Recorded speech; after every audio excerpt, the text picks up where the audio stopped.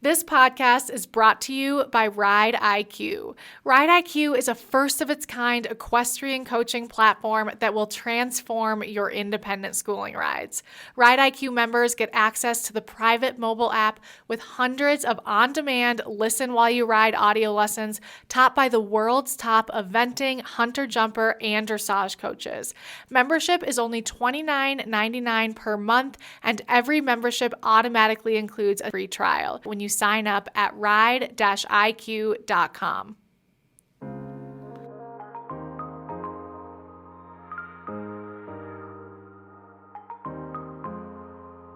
On today's episode of In Stride, Sinead interviews Tamie Smith. Tamie is an American 5-star event rider and has also competed to the Grand Prix level in dressage and the upper levels of show jumping. In 2019, she won a gold medal at the Pan American Games in Lima, Peru, as a member of the U.S. eventing team.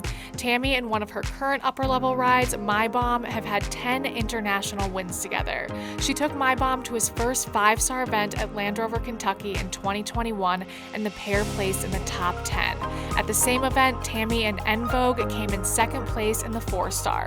Tamie and Mai Baum traveled to Tokyo in 2021 as the traveling reserve pair for the U.S. Olympic event team. Today, Sinead and Tamie are talking about experience and excellence versus youth and bravado. We hope you enjoyed this episode.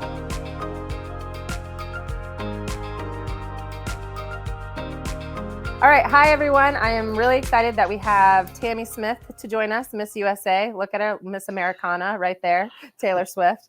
Tamie Swift. Right off of a couple of excellent results at Carolina and then at the Fork. And now on the horizon is Kentucky and badminton, and it just keeps going and going. So welcome. So glad you could join us. Thank you. Where are you? I am at Will Fadry's beautiful farm and right outside of Southern Pines, North Carolina. Awesome. And Yes. You're actually our third guest that has joined us from Will's abode. We just were talking that he should have a podcast studio in there because I think he should. It would be very entertaining. I actually think we should bring that up because I mean, a lot probably we couldn't put out to the public, but I would imagine there would be some good stuff caught I think there would be. Yeah, for sure. So you came out from California and I saw you down in Florida and we were doing some show jumping together, and now you're traveling up the East Coast. So tell us a little bit about your kind of crazy spring season so far. I mean, what's up? Yeah, I came. The plan was to come east and prep for Kentucky and badminton, and that went sort of to plan. The horses are in great form. Journey to be able to travel however many miles. I try to be in denial and not know so that the next time doesn't seem so shocking. But it's a proper 48-hour trip from California. Driving out from the West Coast. Now, do you drive the horses or do you commercially ship, or how does that work? So this year was the first year I actually didn't drive the horses, but I had a great transport company, Kevin McNabb. He transported 2 of my horses originally so that I could get to Scott's a little bit earlier to train Scott Keaches to train in the show jumping. And then he went back to California and then drove my rig out with 3 of my other horses. They were all in box stalls. So it was game changing, I have to say, because I've been doing this pretty much my entire career, driving across the country, and it's brutal. Yeah. So the novelty of it definitely wears off after halfway through the first time. And do they stop, or do they just keep going right on through? They do stop like every 3 to 4 hours and have the horses rest, but they don't. Mm-hmm. The horses don't get off the trailer. They don't. They have huge 12 by 8 box stalls with like all the hay they want and water buckets, and it's like first class. Yeah, it's air ride, and he goes in and he cleans the stalls, and feeds and waters and make sure that they're all looking healthy and good. And Wow. as long as all that's happening, then you just power through. Yeah. Basically, however, he rests the horses. It's always important when you're traveling far that you rest them between 3 and 6 hours for, a few 20, 30 minutes, and then you can get back on the road, because they are always kind of moving. Even though it's air ride, it's still, they're still kind of balancing up there. So that's a lot. No kidding. So interesting. And have you ever considered moving to the East Coast, or that's never really been on the radar? Yeah, I've contemplated it many, many, many times. I don't know. My heart's not here. Yeah. I was born and raised in California, basically where I live now. You can't beat the weather. Like, I've been all over, up and down the coast. There's glimpses of my weather when I go places. You're like, there it is. There it goes. There it goes. Yeah, exactly. And, really, I think about it and I'm like, gosh, it probably would be easier, maybe less expensive, maybe, I don't know. But I don't know. I feel like I've been doing it long enough, and I feel kind of a loyalty to the West Coast. Yeah. And it's hard here too, we don't have to migrate if we don't want to another state to, basically winter or summer. So, we don't have as many competitors. We don't have as many venues, but we still have great venues, and we still have amazing venues out there, and you can still produce a horse on the West Coast. And we do have is amazing dressage and show jumping venues all throughout. I have 5 of those venues within an hour and a half of my farm. Oh wow, really? So I have a lot of that. Just the eventing, I would be probably closest to 2 other venues, other than the farm that I'm at is right across the street from Galway Downs. And then there's 2 other farms that are places that have events. So one's an hour and 15 minutes and the other one's a couple hours away. We're not and then the furthest we would drive is basically your guys' drive from Florida to Aiken. That would be one venue that we have to drive far to. But other than that, all of them are 5 hours. Reasonable. Right. 6 hours. Yeah. Yeah. And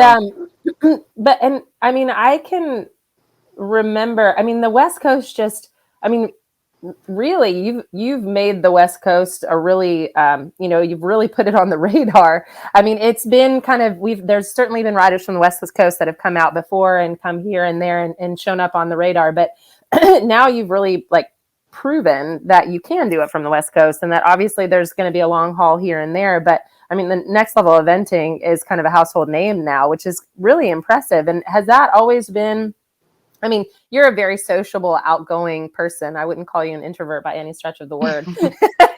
And it seems that people have really gravitated towards you and to your program. And it seems, I have never been out to your program, but I just feel like the robustness of it and it just kind of, it's kind of everywhere. Can you talk about that a little bit in your program out there?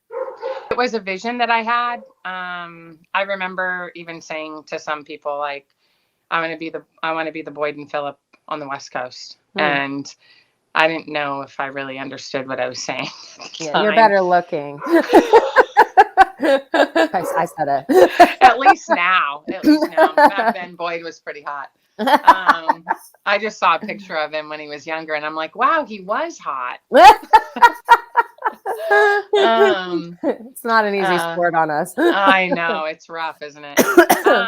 But yeah, I wanted that, and I think a lot of people thought I was crazy, and I was in denial, or I didn't know what I didn't know. But and it's grown, and I really am proud of it. And I help a lot of the professionals out there, and we bring Boyd and Phil out to help with the cross country stuff. And I'm lucky to have great show jumping help. Scott Keach comes out often now, and which is really annoying because I'll call to get some help, and he's like, "I'm sorry, I'm going to California." Like, I talked to him yesterday. He's like, "I'm going to North Carolina to help Tamie." I'm like, "What?"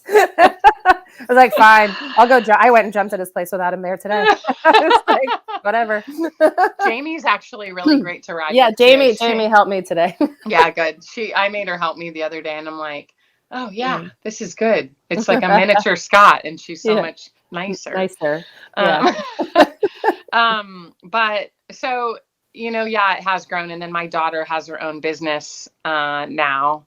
And it's really cool because she's got all these, like, I call it the saddle club. She's got all these little girls on their ponies running around and trail riding together. And I don't have a big, I would say that I'm probably the only trainer on the West Coast that has the business that you would emulate on the East Coast, where you have horses, you have horses in training and competition horses, and then people trailer in to ride with you. Right. Most of the 99% of the businesses on the West Coast are people in your barn in a program, full hands-on, full service. Oh, really? So that's what the West Coast, that is a unique thing about the West Coast, is that, you go to the shows. If you were to go to an event on the West Coast, it's intro all the way through 4-star. Right. Typically at every event. So you can imagine what that looks like. Yeah. Like I remember walking course here and people going, oh my gosh, it's so busy. And I'm like, this is completely normal. You get to a water jump at a championship and there's like so many jumps. And I'm like, this is normal. Normal. Everything, everything is here. So that would be different. And then the trainers are in the warm up, dressage, show jumping, cross country. Like everybody has a coach. Wow. That's there warming their clients up. And you don't see that on the East Coast. No, it's a little bit, that's a little more of the hunter jumper template. And you just mentioned, I think some people don't actually realize this, that you have a grown daughter that's married with a baby. So you're a grandmother as well, which is crazy. It's so amazing. And you have a son too. And your son is how old? He just turned 18. Oh my God, really? I know. Yeah, he's getting ready to go to college. He's getting ready to graduate high school. We're planning this huge graduation party for him right now. And when I get back from badminton, he goes to prom and then he has graduation and he's touring schools and he's a grown up. I know. That's crazy. Well, and that brings me back a little bit to what I wanted to highlight today on our talk was really talking about role models. And I'll have to have a little like nerd moment here that in admitting to you that in the last few years, you've certainly been, and probably you would have been before, but I didn't know you that well. But you've been a role model to me in the fact that you're a mom and you have all this other life going on and you have had some struggles up and down and you've had some success and then gone back and kind of done your own thing and then come back twice as strong. And I have certainly, there's been times where I've been a little bit down and I have, looked at you and I thought, well, she's kicking butt. I can do this. Like, I'm going to, it might take me another year or two to get things back going again. But, it is so important to have really good role models. And, it's kind of wild that you have all this other stuff and you've had this life before and almost two separate lives, it seems like. I mean, how do you juggle all of that? And do you consider yourself like a role model? Do you have role models now that you kind of, that you've emulated through your career that you've looked to, or is it always, had a very obviously a strong self-belief in what you're doing and where you're going? Those are 15 questions. Yeah. And I have ADD, so this is going to go well. I love it. You know what? It's a little bit like you don't know what you don't know. Being naive is a beautiful thing. I teach clinics a lot now, and I watch these people, and I'm like, oh, that poor girl or that poor guy. Like, they don't even, they're so gung-ho. And they have no idea. Even know. They don't even know what they're in for. But it's what got me to the place where I don't even feel like I'm in the place where I want to be. I feel like I have so far to go. But it was very much two parts. Like, I didn't even do my first advanced until I was 30. I had my daughter when I was very young and, was a single mom, single parent, had a ton of help, but was a single mom and trying to kind of go through this life of, I needed a college education. I needed to, I wasn't going to settle for just being mediocre. So I was like, well, I'm just going to go be like the CEO of some company. I don't know what I'm going to do, but I'm going to do it. And I had a couple of very good jobs in my career before I started riding, and then met my husband, and he convinced me somehow, I don't know how, I think he regrets it to this day, to do horses full time. So the kids didn't have to be in daycare, because Kaylana basically was in daycare from the time she was an infant through the time I had Tyler, which he was, they're 8 years apart. Right. And so it was very much a separate life. I always rode during that time. So that would have been from the time I was like 19 until I was 30. I was riding full time still. I rode for my childhood trainer that had a breeding program. And, I was kind of the one that got on the horses that nobody else would or could. And, but I had a full-time career, got a college education, and got a degree, and went on and what did you get a degree in? Just business management. And I wanted to be a psychiatrist. It's funny. I wanted to be a foreign speaking psychiatrist. I wanted to be a foreign speaking female psychiatrist. Oh, wow. Because there were none. There were no, that's very, very hard to find. And I was in a place where I recruited psychiatrists and psychologists and marriage and family therapists. I worked for a mental health hospital where we recruited doctors to be part of our group. And so I would do like site visits and meet all these people and credential and make sure their credentials were valid and they were who they said they were, and that they had reputable, businesses. It wasn't like Dr. Death or Dr. Doom, whatever the podcast is. Which is actually shocking how many bad that's doctors there are out there. And so I was working for Loma Linda University in this, in the mental health department. And she was a mentor and very big role model for me. My two bosses, and they both were involved in horses, and they were like, no, don't do it. Like managed care is happening. You're going to be making $20 an hour. Like, don't do it. So I shifted, which in the grand scheme of things, the goals that I had were a little ambitious. I didn't speak a foreign language. I was like, do you speak a foreign language? The only thing I had going for me is I was female. So didn't speak a foreign language and didn't even have my general ed yet for college. So I was like, let's just try to make it really hard.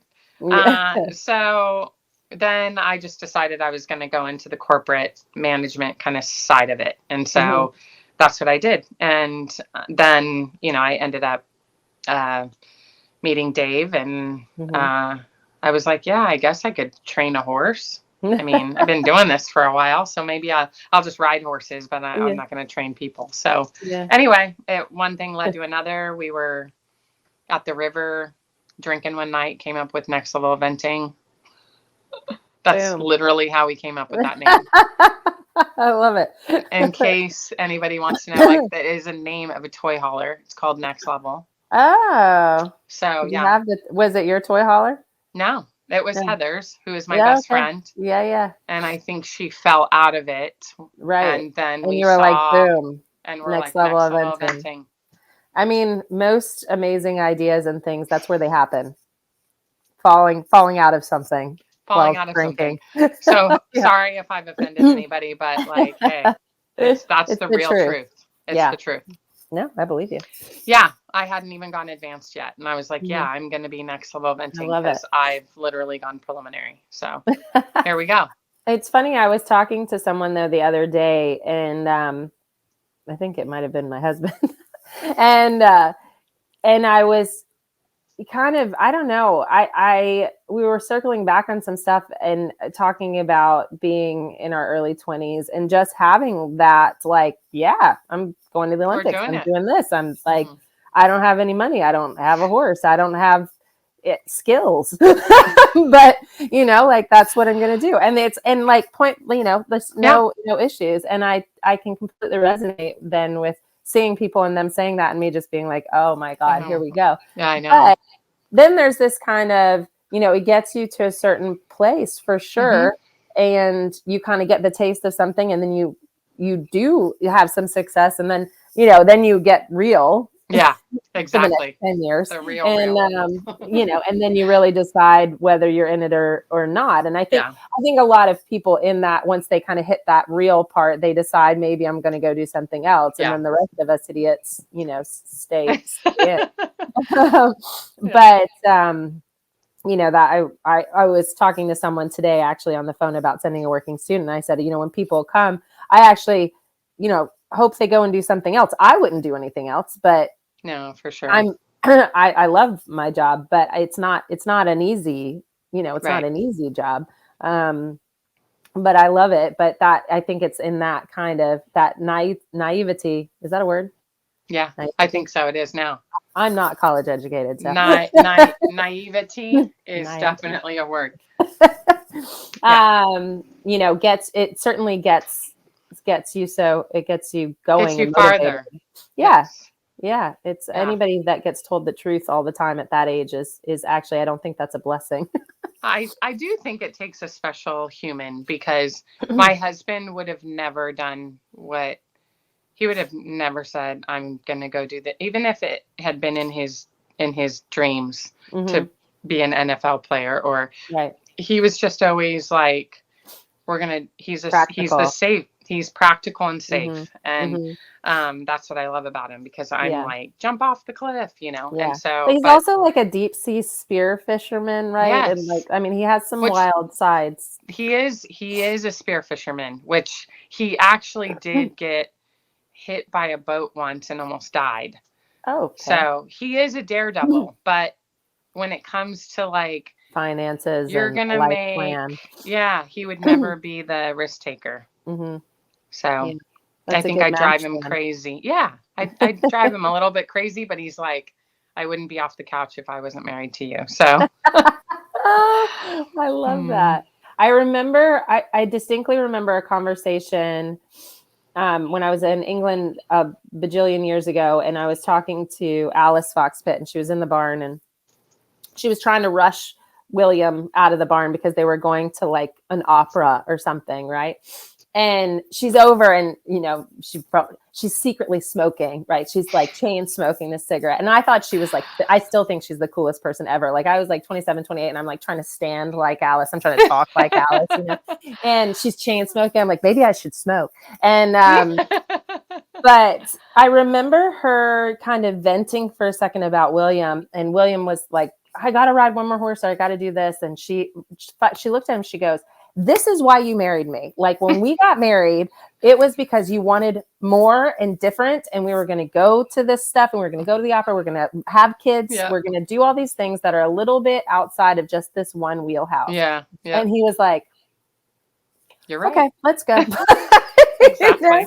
But it just stood out so clearly, like kind of knowing what you bring to the table, and that actually is going to enhance the other person. Sure. I'm sure there's some vicarious living both sides, I do say that to Dave sometimes when he's like, you're always all over the place. I'm like, you wanted chocolate milkshake, and now you want vanilla, and I'm not vanilla. I did not hide this. And you cannot make chocolate vanilla. And he's like, all right, yeah, you're right. I did want chocolate. I'm like, yes. This is who I am. Yeah, there's that other balloon in a hurricane, like something has to ground it, or it's just out of control. Totally. But the two things definitely have a place.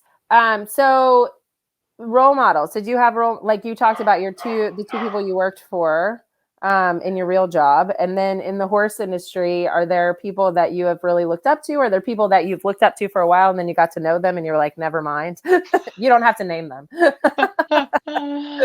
Yes, actually, shockingly, it's disappointing, isn't it? I think it's easy to put, you see these people as your I think it from both aspects, from like when you're in the place where you're kind of under the spotlight, it's really Yeah. easy for people to judge everything you do. Mhm. And I remember saying that to somebody. Somebody's like, I wore a shirt because I'm all about like wearing funny t-shirts. Mhm. And I slept in some t-shirt that said, if it was a Ricky Bobby t-shirt and said, if you Mhm. ain't first, you're last. Mhm. And a mom saw that t-shirt. I was walking to the barn at like 7 a.m. Um, and I got a message on my Facebook and said, you're a role model. It was really disappointing to see you in that t-shirt. Oh my God. And yeah. And I said, well, thank you for saying that I'm a role model. And actually, you should maybe take a page out of that book and just like take a deep breath and laugh a little, Yeah. because Yeah. and I'm That's actually a funny looking up to t-shirt. Yeah. Ricky Bobby, and I just want to laugh, because if you Yeah. don't, you're going to be really miserable. But there were people that I really looked up to and that I've gotten to know, and I'm shocked Yeah. and disappointed and all that. But then there's people that I didn't know and I wouldn't have looked up to them that I've gotten to know, that I've been like, that's a good human being, and that's Yeah. something I want to aspire to be. So, we were just talking about this 10-year anniversary of Amy Tryon's death. Mhm.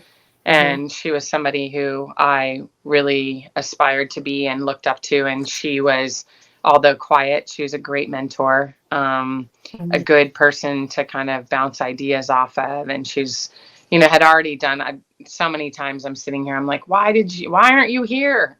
Yeah. I could have Yeah. called you, because now I've had to figure all this out for myself, because Right.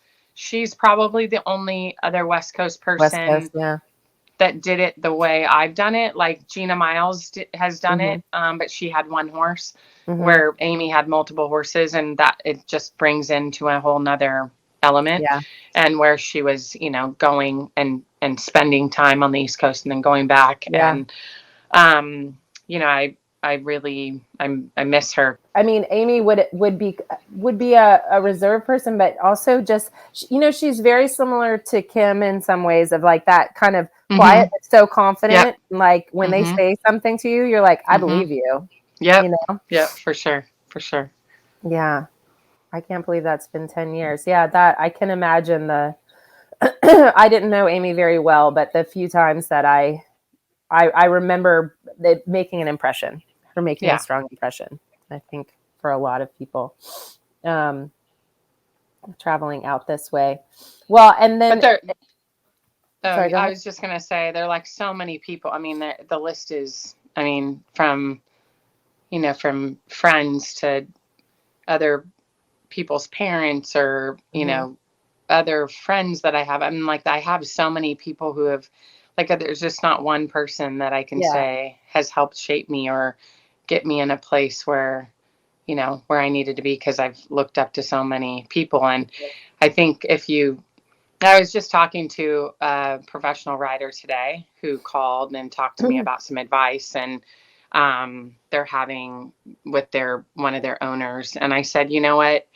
You have to surround yourself with people who believe in you, and no matter what, and you can't sacrifice the up and down or become hostage to something that's not healthy, because ultimately it will not end well.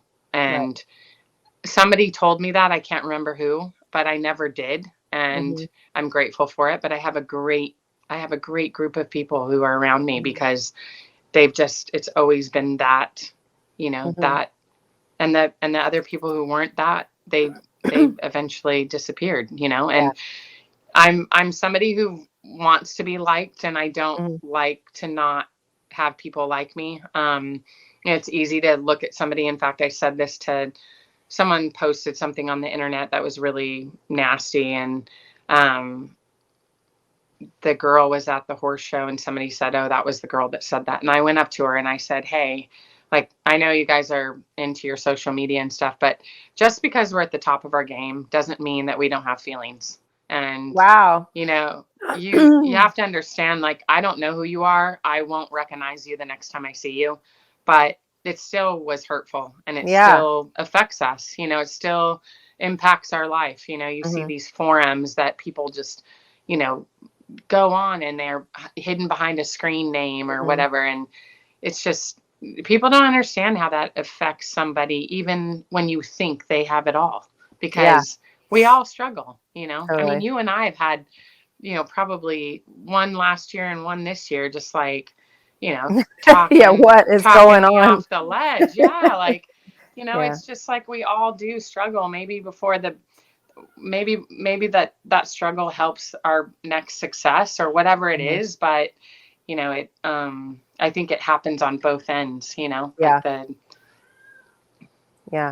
no, and I think that's been one of the really cool things actually about this podcast, is talking to everybody in a place where we're not, this isn't an educational podcast. It's like a chatting podcast, and everybody's been so open about, you know, the ups and downs and the struggles. And I think, you know, it's a hard balance, because, you know, we're not saying to people, you can't have an opinion and you can't have a thought and you can't have an idea, but to, you know, to lash out in a way that's uneducated or not direct. Like if you're going to, I mean, for you, I know you know, you had a situation a little while ago and I asked you about it and you're like, just call me. Like if there's an issue, I'll talk to anybody. I'll say anything. And I think that's one of the things that, you know, it's amazing what we can do.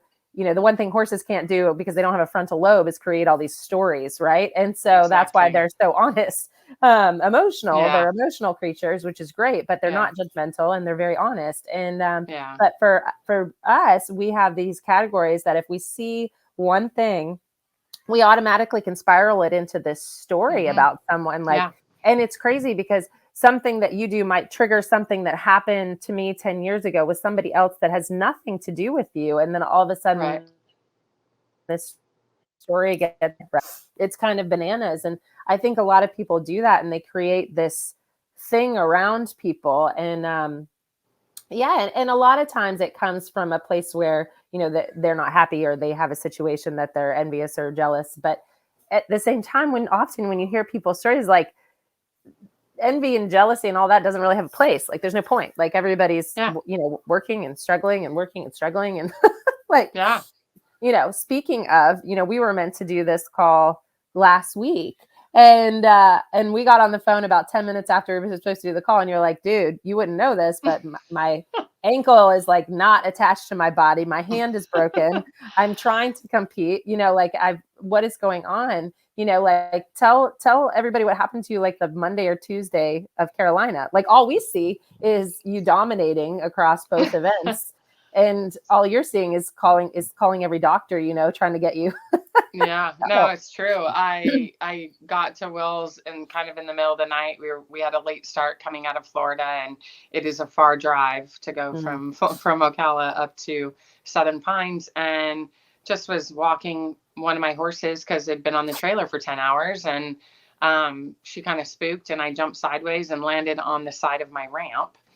And my ankle actually fell off the other side. Oh my God. And hit the ground before I heard it crack. And I'm deaf, for those people who don't know. For me to hear it was significant. And I fell on the ground. In fact, I still have like 2 raspberries on my knee. I fell on the ground and was like, oh my God, I just broke my leg. Then I was like, no, you didn't break your leg. Get up.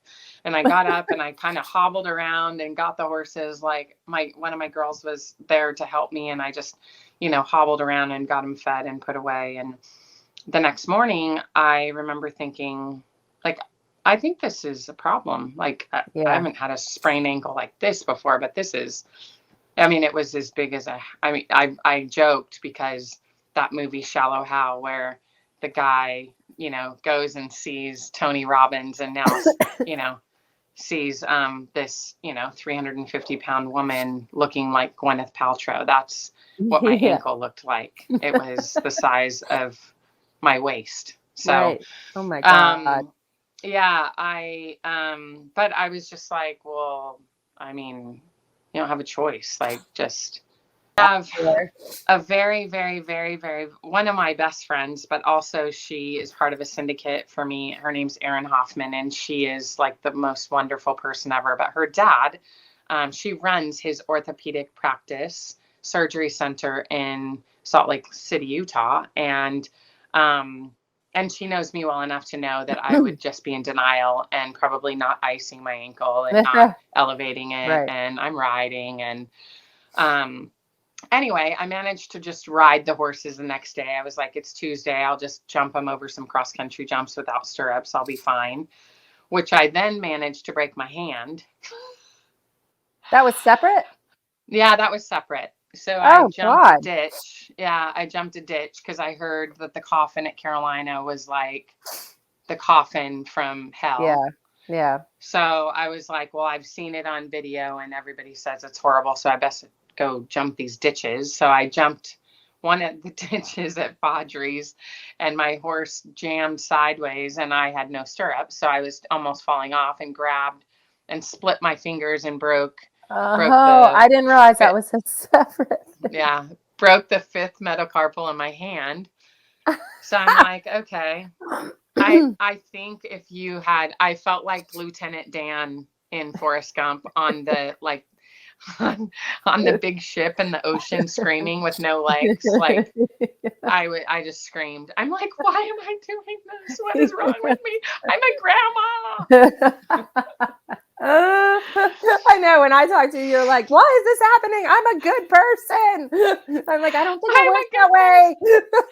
I won't do anything wrong because I'm too afraid. Yeah, I've never done drugs. Maybe like what the hell's wrong with me? I know. Yeah. So I was like, you know what, whatever. I was like, it's fine. I could ride on the flat. So I went to the show the next day and managed to get thank God I have like proper dressage boots. So they're like one width. Yeah. They're not fitted. So I could put my dressage boots on and I rode on the flat and I was like, okay, I'm going to do this. And I was kind of in denial. I did the show jumping and was a little bit of a grandma on the show jumping, but I'd been working on with Scott just to have really good smooth rounds but I was also sitting. I'm like, okay, I can't gallop around Kentucky in a sitting position. Right. I mean, that would be a first. 11 minutes sitting gallop. Sounds great. Yeah. So, yeah, I tried to ride. Had you gone to the doctor at this point or no? No, actually, I'd seen a veterinarian. Oh, good. Yeah, like most eventers. Yeah. Mm-hmm. Mm-hmm. I saw a veterinarian at Carolina. We x-rayed my hand and could tell that it had a spiral fracture. My foot wasn't broken. We knew that, but it was obviously severely sprained. We just didn't know how severely, just enough that like putting any kind of weight in my foot was. So anyway, I kind of half taped it together, which wasn't good. And Chris Martelli was there with duct tape, taping my boot, trying to help me somehow stabilize it more. That didn't. Anyway, I ended up falling off of my California mare because she jumped quite big into let's just talk about the ditch brush into the water at Carolina. Yeah, that rode terribly. Yeah. That was massive. And so she is green and jumped big and I just flopped off like a rag doll because I had no left leg. Mm-hmm. So, and I had no right hand. So I was like, I really it should have been evened out, except that you were turning right. You dropped down. No, I wasn't turning. It was just a straight line on a landing. And when I landed, my left leg just fell out of my stirrup. And then I was sliding to the left and I couldn't pull on the right rein to hold me kind of. So I just flopped off. I know, right? Amateur hour. So I flopped off of her and managed not to hurt myself more. I mean, I was fine. They thought I was hurt because of my fall. I'm like, no, I've been hurt. I've been hurt since Monday. Yeah. And then Aaron called me and was like, okay, you're getting an appointment with a surgeon at Duke. Tomorrow you're going. Mm-hmm. And so I went and met the coolest lady. She was so awesome. And she said, what are you trying to do? And I tried to explain it to her. And she's like, oh, you're like, where is this competition? I'll come. I'll help you. Oh, wow. And I was like, well, it's 3 hours away. So anyway, she's like, you need to find a you need to find a surgeon down there to try to help get you through this, like whatever magic he can do. So I had a good friend of mine who does all of our physio stuff on our horses at home. She's also a human physio, and she flew out. She heard and was like, I'm flying out there. I'm taping you. And Dr. Tom Kader, him and his wife event and do dressage down in Tryon. They have an orthopedic practice down there, and he came and gave me some tips, top secret tips. I probably can't say on public TV, but it worked. I will say it worked. And I was like, you know what, I'm going out of the box and I'm going to test it because, you know, obviously you need to be right on for. So anyway, I managed to gallop around the cross country and all the horses were super and I felt really strong and good. So I felt good, confident going into Kentucky. Well, I mean, it's so hard because I mean, we sound like complete crazy people, which I guess we can't really deny, but you know, you either had to do it and see if you could more for the bigger picture to be safe going to Kentucky and going to Baton. I mean, the difference between jumping around, the fork was probably like a 5.5 minute track. It was 6.5 minutes actually, which was shocking. Yeah. I was like, really, Mark? Come on. It couldn't have been 5. Yeah, but it was a 6.5 minute course, and I had 4 horses, 3 in the 4-star and 1 in the advance. Advance was the same track basically. And I mean, initially everybody's like, just save yourself. Like, don't even go to Kentucky. And I'm like, I've had my mare since she was 3 years old. Yeah. Like Judy and I dreamt of taking her to Kentucky, you know, like I gotta. And if I can't do Kentucky, I'm not going to be able to do badminton the weekend after. Like, I can't be going there and fly my horse over there and put that financial strain on my owners if I don't feel like I'm 100%. Yeah. And it did go through my head, like, maybe I shouldn't run them and I'll just save myself. And then I went, that's ludicrous. Like, we can't do that in this sport. Yeah. So I went, you know what? I'm going to do everything. I iced my foot before I got on. I taped it in the weirdest shape you've ever seen. I managed to get a massive boot and get it all taped and together and couldn't feel it really too much. Warmed up a bit without my stirrups. And then when it was time, put my stirrups on. And by the time I went out of the start box, I didn't feel anything. Yeah. Like your adrenaline goes and you don't. Yeah. I didn't feel anything. I mean, that's probably the time. Yeah, it's probably the scary bit is the next hour when the adrenaline's coming down, trying to see how how it's going to feel. But I mean, it's terrible timing, but it was better to have that happen there where you still had a run where you could see what it was going to do. Yeah. Before you went to Kentucky and before you went to, but I mean, it's hugely stressful because, you know, you have owners and people that have paid and you're traveling all the way out here. And it's not like you can just, I mean, you could, I mean, people would understand if you just said, you know what, my leg is hanging off of my body, you know, it's hanging off. Yeah. But then there's also this internal drive. Like you said, I've had these horses forever and I've had, you know, they're peaking at the right moment and I want to see what I can do. And I do think we are, I said this to my mom the other day because she was getting after me about getting on so quickly after having a kid. And I said, Mom, I've had so many injuries. I probably know my body. Like, you do. And you know, when you're pushing it and when you're not and what you can handle and what you can't. Like and there are obviously like we get information from our doctors and things like that. But you know, you kind of got to get in there a little bit and figure it out, especially if, you know, like these chances only come around so often. If they come around, you know, like if they come around. So it's pretty amazing. I was at Scott's today jumping and Jamie and I were talking about something. And Scott, for those of you guys that are just tuning in, Scotty Keach is a really amazing show jumper that both Tamie and I work with. And he's a mad scientist, I think, mad professor. Then Jamie is kind of his right-hand gal. And, but, you know, we were talking about the pressure that Scott puts on us sometimes. And she goes, but you know what? You kind of got to toughen up because when do things go to plan? You know, like never. never, like Never. never. Like, so you got to kind of be like, okay, I can ride through this. I can work through this. I can get into the box, and that kind of pain goes away. The adrenaline comes up, the skill comes in, and we get this kind of done. And it's pretty impressive stuff. But it's definitely not for everyone. No, not for the faint of heart. It's true.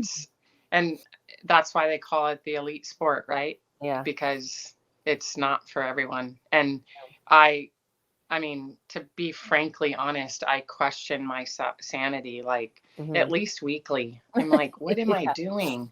Yeah. What am I doing? What am I doing? And Yeah. for me, like I started, significantly later than the rest of you guys, so you guys had all these aspirations and, ideas in your 20s. And I was like in my, beginning my 30s going, basically this little kid, baby in this sport. And so, your body is in a completely different place than when you're 30 than when you're 20, so, it's, I question it. And, I mean, it was your recommendation to go read that book by Andre Agassi. Yeah. And like, just Crazy. reading the first part of his last match was like, yeah, I'm not dealing with anything in comparison to this like guy. There's other crazy people out there. Literally his spine's on backwards. Like, what is happening? But how often do we hear that? Yeah. In every sport. Yeah. Everybody has I mean, like there's so many great books out there like that, of you just, like I said, you think that because somebody's at the top of their game or at the top of the sport that they're somehow have it all and it's easy, but it's so hard. Why can't it be easy? And we had this conversation too. I don't know. Why can't it be easy? I don't know. But I think it, like that's the thing is that everybody has their own level of not easy, of their struggle, of their thing, like whether it's somebody that, is working a 9 to 5 and they're getting up in the freezing cold and riding at 4 a.m. before they go, to qualify their novice championships. And like, and when I teach people like that, I'm like, what are you doing? Like, I would not do that, like, that is crazy. I used to be that person. I'd get up and, get Caroline at a daycare and go to work all day and pick her up and drive 45 minutes to the barn and be riding out in the lights in the middle of nowhere with her in a stroller. Like, I'm just like, I think back to and not getting home until 9:30 at night and having to do it all again at 4 a.m. the next day, so I mean, it's amazing what we do when we really want something. Well, I think that's the thing. It's that if you're fortunate enough to find something you're passionate about, it actually isn't that. It sounds hard, but like I don't know. I was talking to someone the other day too, and they're like, "Oh, you need to document getting back on and riding after having a kid," and blah blah blah blah. And I honestly said I don't really want to, because for me it's actually not that hard, and I don't want to alienate anybody that it is hard for, because I appreciate that, but and everybody handles it a little differently. But for me, like, that's the only place I feel like I should be. And so it actually, I can't, like, it's, I would like to say, oh, I'm so tough, but I'm not. Like, I actually am probably spending more time doing that. And I should be doing other things. I should be like cleaning the house or taking care of my kids. But I'm like, I'm going to go ride that horse.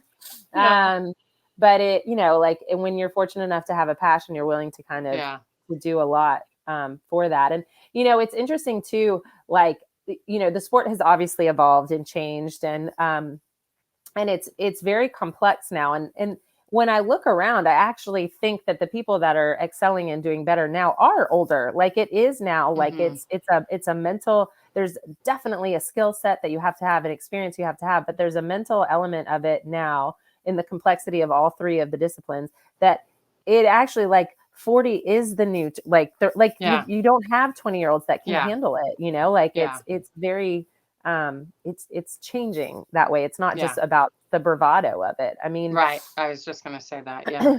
It's definitely going that way. So it's, I mean, how do you handle kind of the mental side of that? I mean, have you always had kind of, or do you think it's a self-belief thing? Is it a mental exercise that you kind of go through, or a routine, or?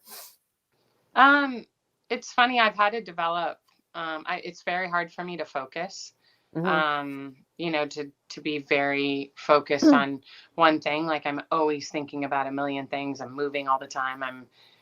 What am I going to do? Like it just not a super ultra focused person. I'm more like doing 75 things at once.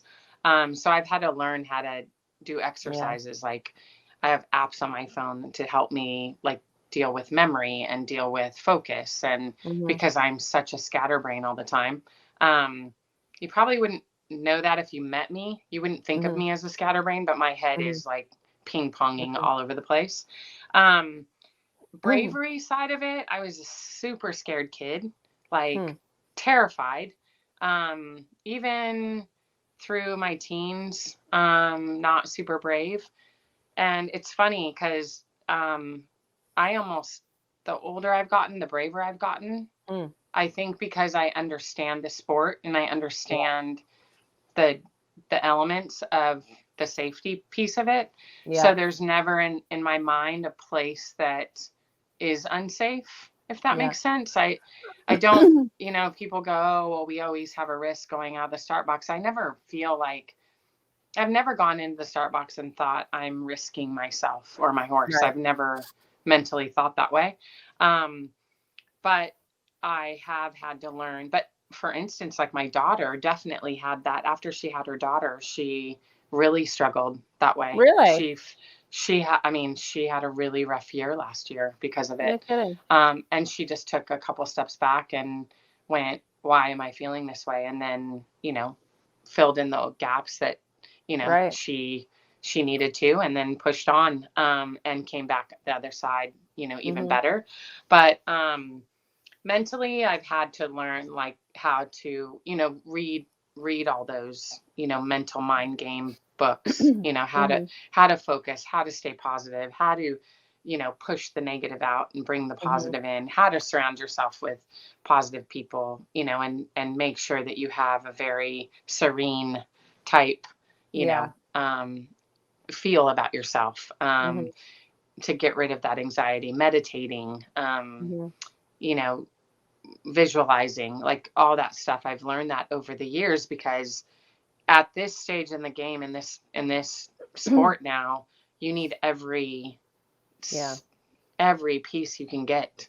And so I just feel like from all aspects, you're always studying how to be better, how to be mentally better, how to be physically better, how to, like I'm working out and I can barely walk right now because of my ankle and my hand, but then my muscles aren't even holding me up because I'm out in the gym, working out before these events. It's like, it's grueling, but it's what you have to do. I mean, we ask our horses to do it. Like somebody's like, oh, you don't have to lose weight. I'm like, what? Why? Like, why is that a bad thing to be as fit as I possibly can be for my horse? To go ask them to do the most grueling sport in the world. Like, totally. It's okay to drop weight before something like that. Well, there's a certain responsibility. I mean, you're dead on, like, as far as like your physical, emotional, and mental fitness and your skill set. Like there's a responsibility when you put yourself into those places, and a self-awareness, like, and like making sure that you're surrounded, again, like you said, like your community, and then people that'll be real with you. Like if there's a skill set that you need to improve so that you are safe, so that your horse is safe, that's across all levels. I mean, it is an inherently dangerous sport, but you can really minimize those risks by the skill sets that you attain. And being aware, and if you're not aware, having people around you that say, okay, we need to kind of work on this over here so that you get yourself in good situations and don't, I call those preventable mistakes. Yeah. And, I can always be fitter, and I can always be more focused, and I can always have a mental fitness and a physical fitness, and I can have a better preparation. And for me, if I don't have all those pieces, then those are preventable mistakes when I put my foot in the stirrup. And so that's really how I measure, like, getting on my horse is have I have I addressed all the preventable mistakes? Yeah. And, I mean, so often, no, because Yeah. there's so many of them, but you try to do every piece that you can. Yeah. Yeah. I totally, that, when I was in the hospital the other day and they said, do you have any injuries or any surgeries? And I'm like, okay. I'm like, how far back do we need to go? Like, what's really relevant? And, as they're looking at the scars and they're like, oh my God, how did you ever get on a horse again? I'm like, well, because they were all my fault. Like every single one was my fault. Right. Like, yeah. I did right? something Isn't dumb. that funny? I was in a hurry. Mm-hmm. Like it was very easy for me to go, oh yeah, well, that's why that happened. Like I find the mistakes or the problems, like even if it's anything from a run out to an injury to something that you don't have the answer for, those are the ones that are like mind blowing. Those are the ones that very rare, like you normally, it would be very rare that would happen. But I remember being younger when I didn't know and being a little baffled by some stuff, and then some people being like, well, we're not surprised. Right. But those I totally agree. It's kind of like the post-mortem after the fact when you kind of go, okay, let me make sure that at least that mistake doesn't happen again. Right. Is very important. And you have to be okay with that element of it. I think you have to be a good learner and you have to be a good thinker and you have to be a problem solver and be willing to kind of go through those things and not. I think for me, it's been hard not to hang on to them, like to assess the problems, address them, and then it's push gone. it away. Yeah. I think for sure. Especially as women, for some reason, I think we hang on to that stuff a lot longer. I don't know memories. Why. Well, because they just have this like really good Rolodex in there. It just files it away. Remember that one time you were an idiot and then you were an idiot again?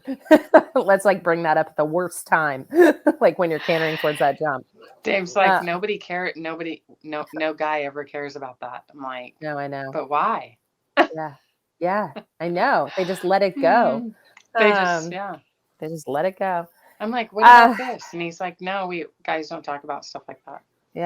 Yeah, it's so annoying. All right, well, I'm going to get to some of these questions that I've got for you that we kind of wrap our show with because I've already had you on here for like an hour and 15 minutes or maybe more. Okay. Yeah. So you can pass on any of these if you want, but I'm not going to let you. So you have to answer them all. All right. What is the biggest lesson a horse has taught you about yourself?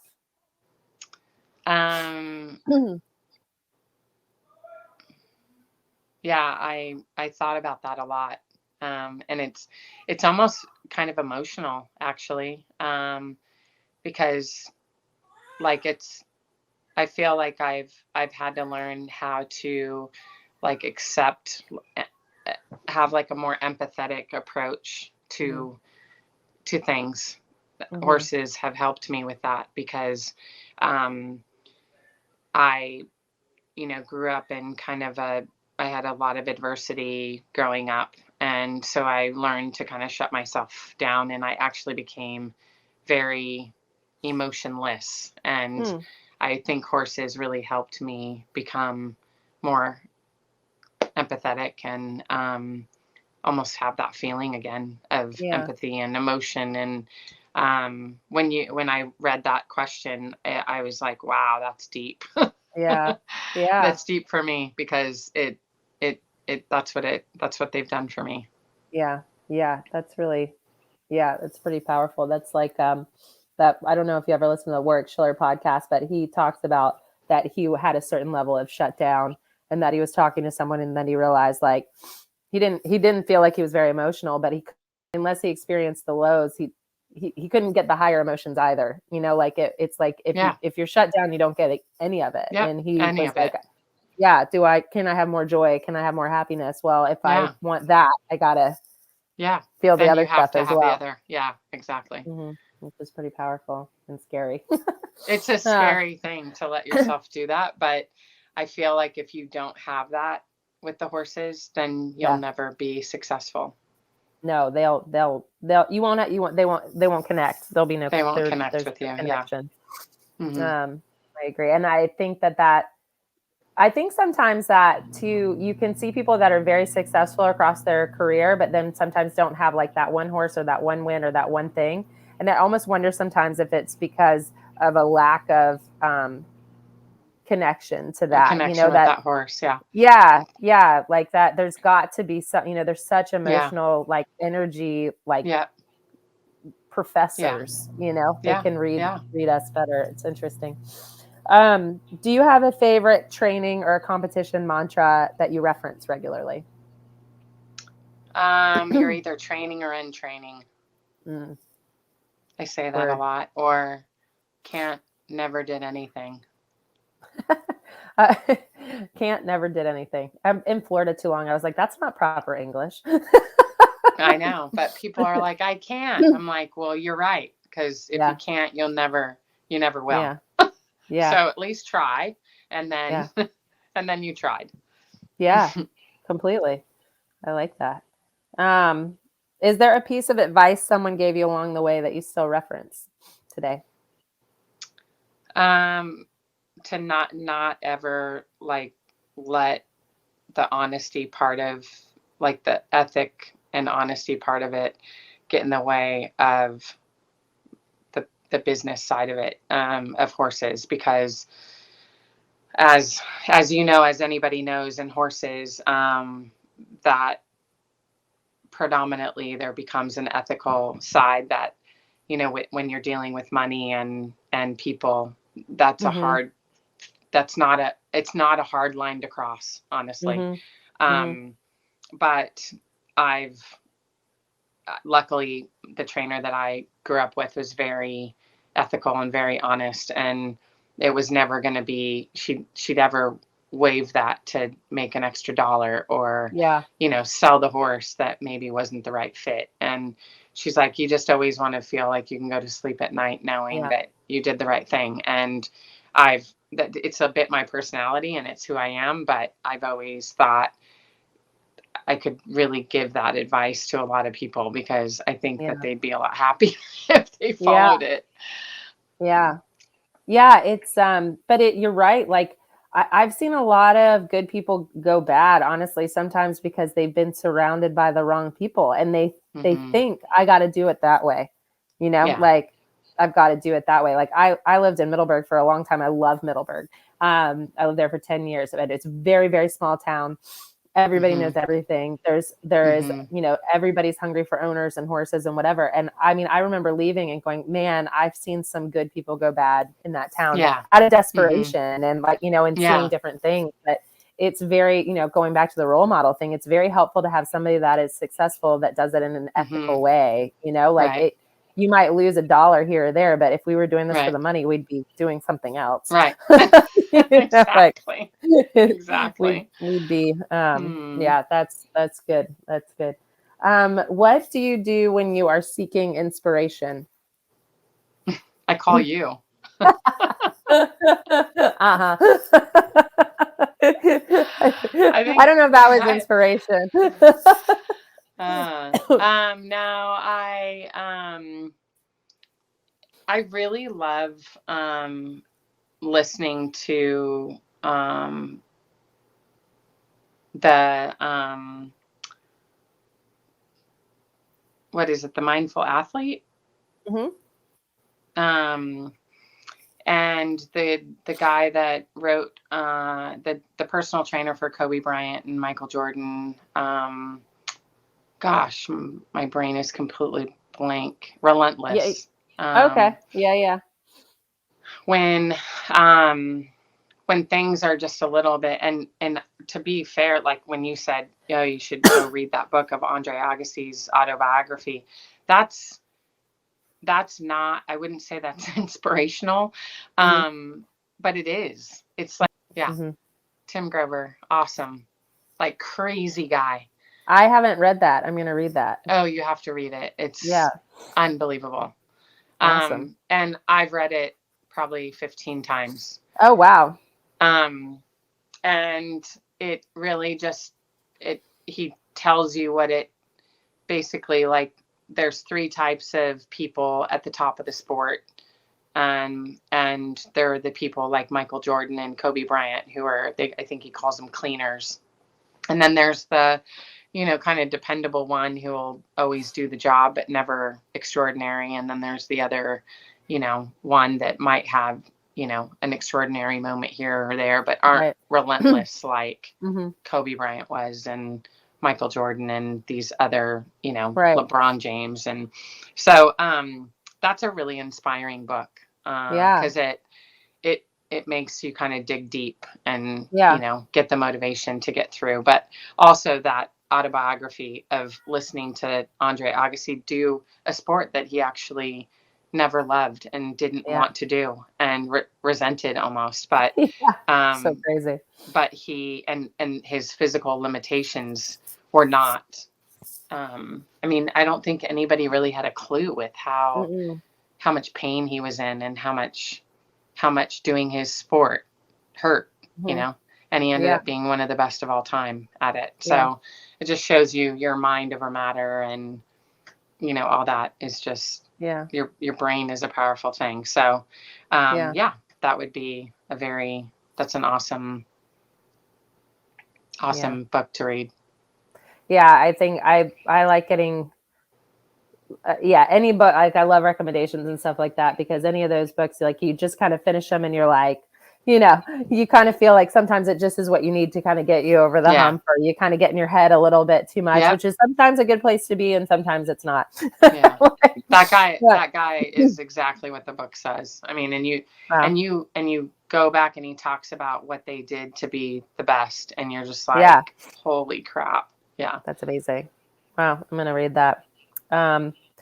All right. And our last question is, have you had an experience or adversity separate from horses that you feel like has directly influenced you as a horseman? I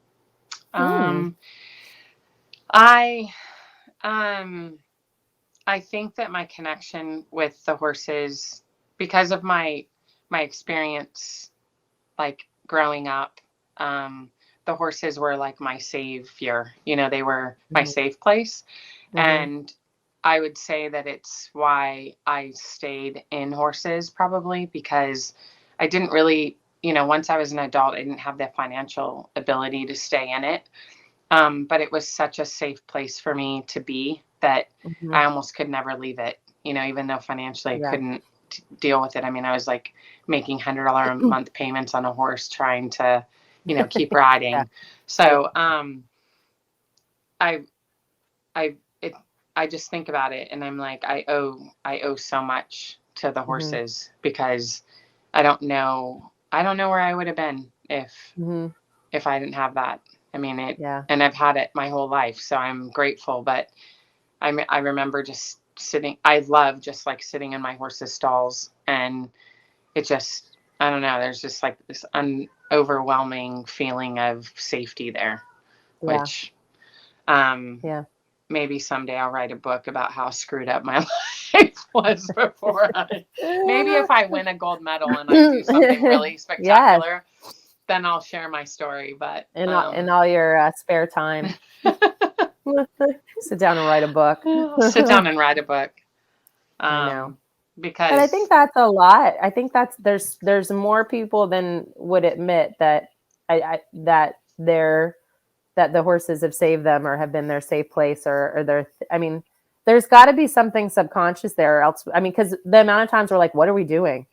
And then it's like you can't, you're just like, you can't not do it. Like, this is where I feel like, home, like you belong, and you're okay there. And no, I think that is. I think there's a lot of people that have found themselves in the barn, and I think a lot of I had a really great clients, and the dad was the head of homicide and narcotics for the NYPD for 27 years. And he married at 40 and had a daughter. And he drove that kid to the barn every day from when she was like 9 years old, because he's like, I know what everything else looks like. Yeah. He's like, I want this kid in the barn. And she, she's a great kid. And she, I think she's like at Stanford or Yale or something now. But it was like, a lot of people complain about how expensive horses are, the barn or whatever, but like the kids in the barns, like you want them there, like it's a good, it's a good place to be. It's you learn a lot of stuff, but yeah. Well, Tamie, this has been amazing. I really appreciate all of our different. I don't even know what we talked about for this while, but we went a lot of different directions. We did. Yeah, we do. You know, we're like the wallpaper in your room right now. The wallpaper in my room. Yeah, look at that. A little of we're just don't have all too over much to drink if you're gonna be in here. Let me just tell you. Yeah, I would stare at the accent wall. It's like the wall's reversed. It's like the whole wallpaper is the accent, and then like the stability is the backboard. Welcome to Will Fodry's house.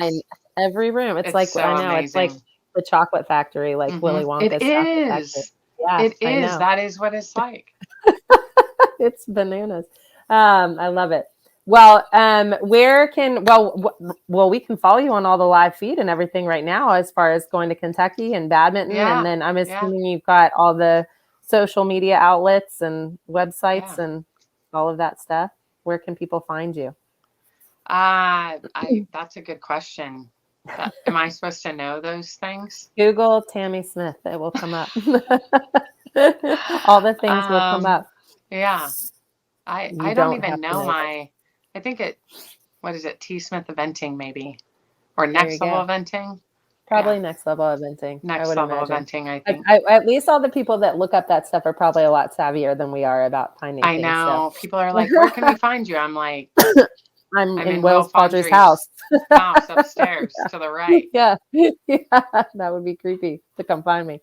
Well, I can't wish you. I will see you at Kentucky. I will be up there on Friday and Saturday. But good. I think everybody will be following along and wishing you the best of luck. And hopefully your body stays intact. And for anybody that has any doubts or any questions or any thoughts or opinions, just call Tamie. She'll give you her phone number. Yeah, I will. Send me a message. She's a good chatter. I think I said that to Tick. I was like, Tammie's so good to talk to. She just, you can get on the phone and like it's an hour later. And then I thought, well, it's the amount of times that you've probably just been on the road and you're like, well, I need to pass the next 48 hours. Who wants to talk? Who would like to chat? What time zone are you in? I love it. Well, thank you so much. And I know a lot of people are going to resonate with your story. And I am excited to see you over the next month and year, and then to read your book. Read your book. I got to win some stuff first.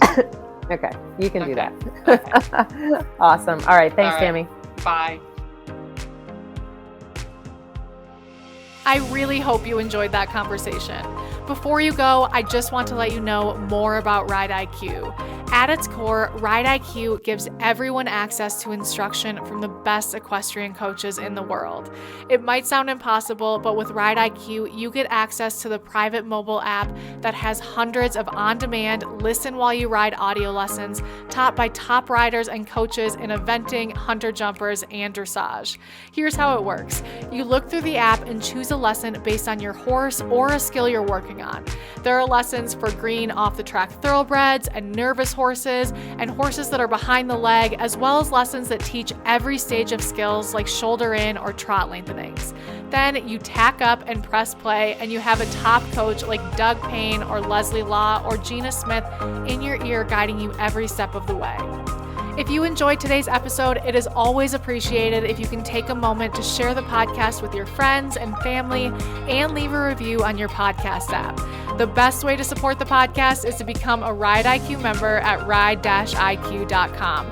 And when you do, we hope you're excited to see that In Stride is just one of multiple podcast shows on the app, including hack chats, conversations with coaches, and more. And lastly, I wanted to let you know that our friends over at Major League Eventing also have a podcast. And if you enjoyed this show, I think you would also really enjoy their show. Just search for the Major League Eventing podcast in your podcast app and give it a listen. Have a wonderful week, and please do press follow or subscribe on whatever podcast platform you listen on.